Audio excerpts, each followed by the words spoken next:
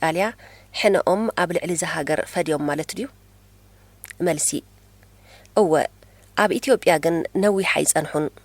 ብ1941 ካልኣይ ኩናት ዓለም ኣብ ጥርዙ ኣብ ዝበጽሓሉ እዋን ሰራዊት ብሪጣንያ ንወተሃደራት ኢጣልያ ሰጉይጉ ሙሉእ ቀርኒ ኣፍሪቃ ኣብ ቁጽጽር ሓይልታት ኪዳን ከም ዝኣቱ ገበረ።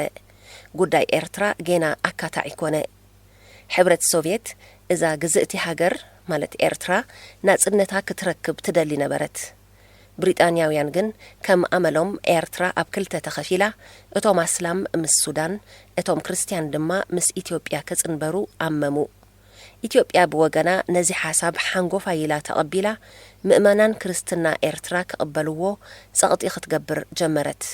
ነዚ ሓሳብ ዝተቃወሙ ኤርትራውያን ኣብ ጊዜ ሞቶም ፍትሓት ከም ዘይግበረሎምን መንፈሶም ናብ ሰማይ ከም ዘይዓርግን ኣፈራርህት።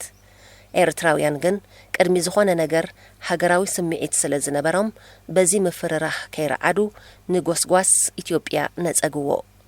እዚ ስምዒት እዚ ካበይ ነቒሉ እንተበልና ብቐንዱ መግዛእቲ ኢጣልያ ንህዝቢ ኤርትራ ኣብ መግዛእታዊ ውጥኑ ከሳትፎን ከሎ ሃይማኖትን ዓሌትን ስለ ዘይፈለየ እዩ።